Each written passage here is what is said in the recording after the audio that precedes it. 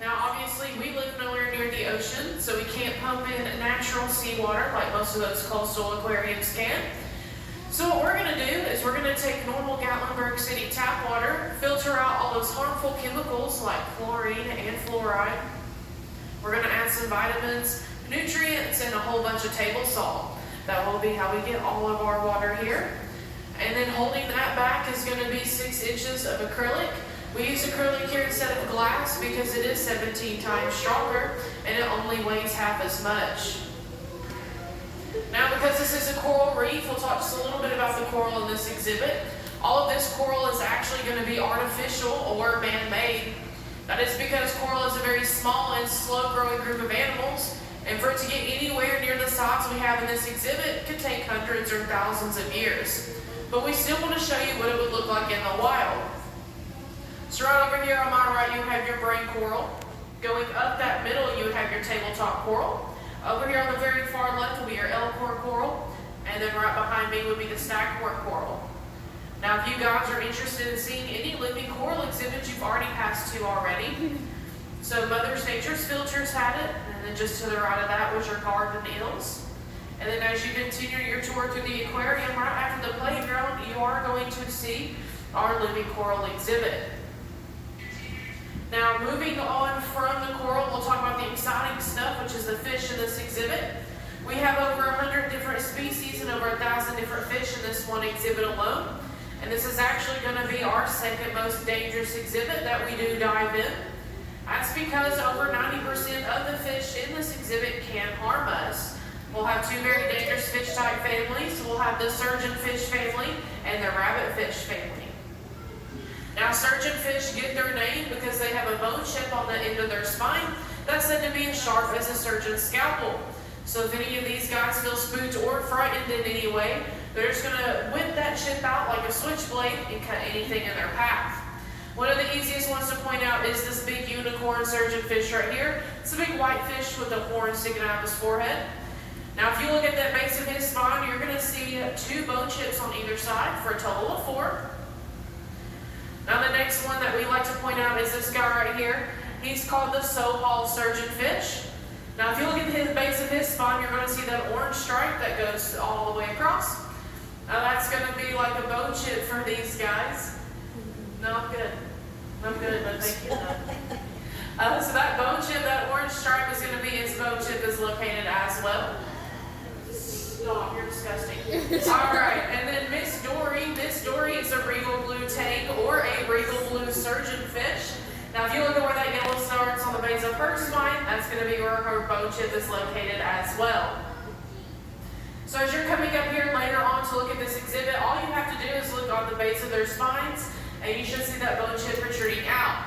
Now, some of them help you out a lot, like Miss Dory or the Soho. They'll have it a different color for you guys. But some of them, like the unicorn surgeonfish, you actually have to look to find it. As you come up here, you'll notice a lot of them do have that bone chip.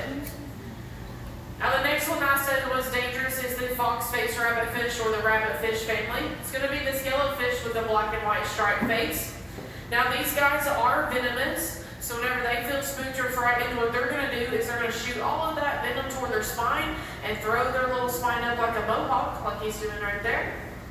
Now, he's got venom at the ends of those things, so if any of them feel spooked, or if he feels spooked or frightened, he'll get any fish with those spines.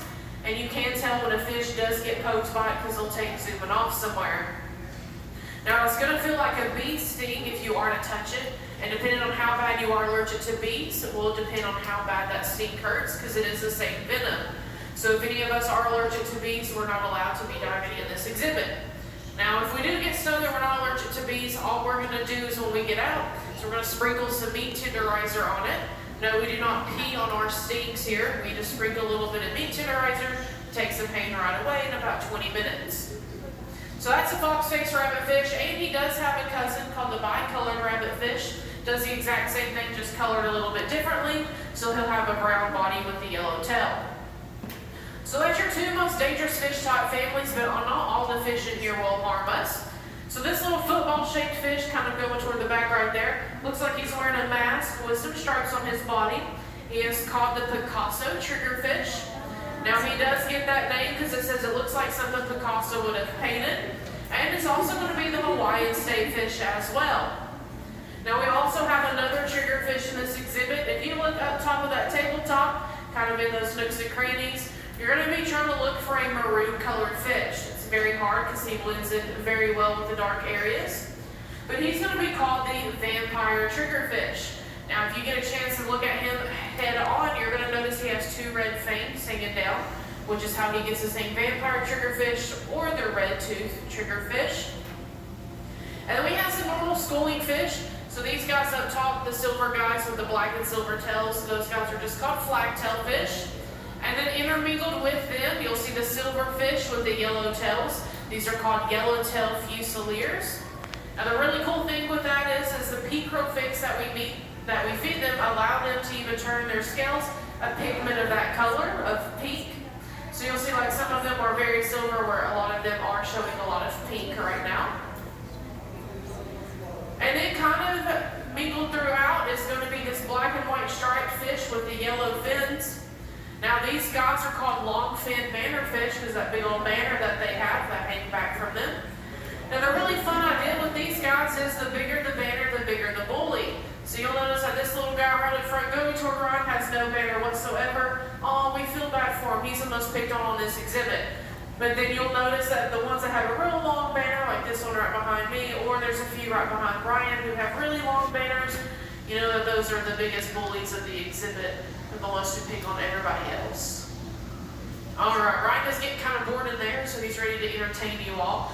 So you all are more than welcome to come up here and interact with him, give him a high five, or take your picture with him. Your next stop on your aquarium tour is the Shark Lagoon. Just watch your step, the floor does move in there. And then you guys are more than welcome to take pictures of any of our exhibits. Just please watch that flash. We do have some light-sensitive animals like our sea dragons in the back. I'll be down here for just a few short minutes with Ryan if you guys have any questions about this exhibit or any of our others here at the aquarium.